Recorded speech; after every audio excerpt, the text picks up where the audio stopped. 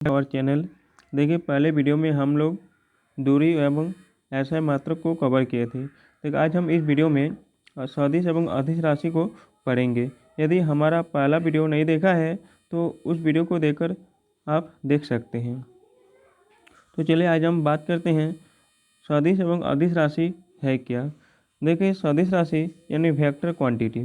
देखिए ऐसी भौतिक राशि जिसमें दिशा और परिमाण दोनों हो सदिश राशि कहलाती है। देखिए जिसमें दिशा और परिमाण दोनों होता है उसी को हम सदिश राशि कहलाते हैं।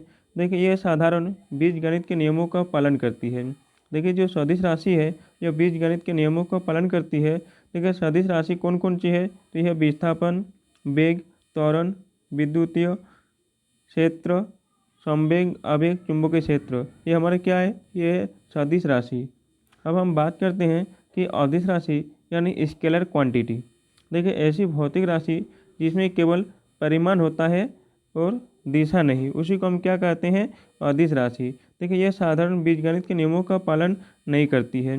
देखिए जो अदिश राशि है जो बीजगणित के नियम का पालन नहीं करती है।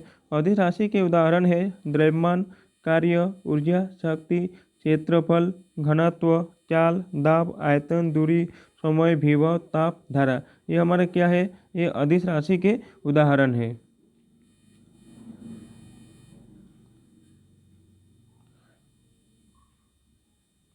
देखिए सदिशों की जोड़ का समांतर चतुर्भुज का नियम है कि यदि कोई दो सदिश ए और बी एक दूसरे से कोण थीटा पर हो तो उस पर परिणामी का परिणाम होगा आर इक्वल टू होगा under root A square plus B square plus 2ab cos theta होगा। अब हम बात करने वाले हैं सरल रेखीय गति। देखिए समय के साथ किसी वस्तु की स्थिति में परिवर्तन को गति कहलाता है। देखिए समय के साथ जो भी वस्तु को हम परिवर्तन करते हैं उसी को हम गति कहते हैं। देखिए जब शरीर एक सीधी रेखा में चलती है तो उसे हम सरल रेखीय गति कहते हैं। देखिए आवर्त गति कितने प्रकार की होती है, तो आवर्त गति देखिए एक होता है सरल ललक गति और एक होता है एक समान वृत्तीय गति। अगर उदाहरण की बात करें तो होता है झूले की गति, घड़ी की सुई की गति और पेंडुलम। ये हमारे क्या है, आवर्त गति के उदाहरण है। देखिए वस्तु किसी मध्य या स्थिर स्थिति से आगे पीछे चलती है या जब दोहराई जाती है तो उसे दोलन गति कहती हैं। देखिए किसी वस्तु द्वारा तय की गई कुल पथ की लंबाई क्या कहलाता है, दूरी। देखिए इसमें दूरी कहलाती है।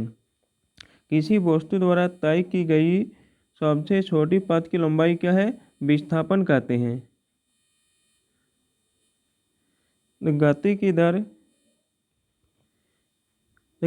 दर एक इकाई समय में किसी वस्तु द्वारा तय की गई दूरी को क्या कहते हैं, चाल कहते हैं। और चाल का ऐसा मात्रक क्या होता है, मीटर प्रति सेकंड होता है। देखिए यात्रा की कुल दूरी को कुल लिए गए समय से विभाजित करने पर प्राप्त होता है, क्या होता है, औसत चाल होता है। और औसत चाल फॉर्मूला होता है कुल दूरी बटे कुल समय।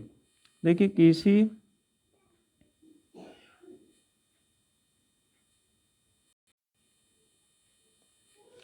किसी निश्चित दिशा में गति करने वाले वस्तु की चाल क्या कहलाती है, वेग कहलाती है। देखिए इसमें वेग लिखा है, ठीक। देखिए औसत वेग फॉर्मूला होता है विस्थापन बटे समय। देखिए यहाँ पर जो आप चित्रों के माध्यम से देख रहे हैं, देखिए ये जो तय की गई कुल दूरी है इसको हम दूरी कहते हैं और सबसे छोटा जो दूरी को इसको हम विस्थापन कहते हैं। तो हो सके कि आप इसको समझ गए होंगे। देखिए प्रति इकाई समय में वेग में परिवर्तन को क्या कहलाता है, त्वरण कहते हैं। देखिए वेग की दिशा में त्वरण सकारात्मक त्वरण होता है और वेग की विपरीत त्वरण ऋणात्मक त्वरण होता है। देखिए जब वस्तु समान समय अंतराल में वेग में समान परिवर्तन के साथ एक सीधी रेखा में चलती है तो एक समान त्वरण कहलाता है, ठीक। क्या कहलाता है, एक समान त्वरण। जब किसी वस्तु का वेग असमान दर से बदलता है तो असमान त्वरण कहलाता है। देखिए मुक्त रूप से गिरती हुई वस्तु किसका उदाहरण है, एक समान त्वरण। भारी यातायात में वाहन किसका उदाहरण है, असमान त्वरण।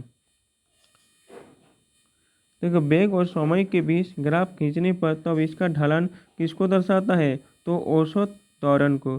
देखो न्यूटन के गति के नियमों की क्या विशेषता है, देखिए सभी गति के नियम सरल रेखीय गति में एक समान त्वरण पर आधारित है।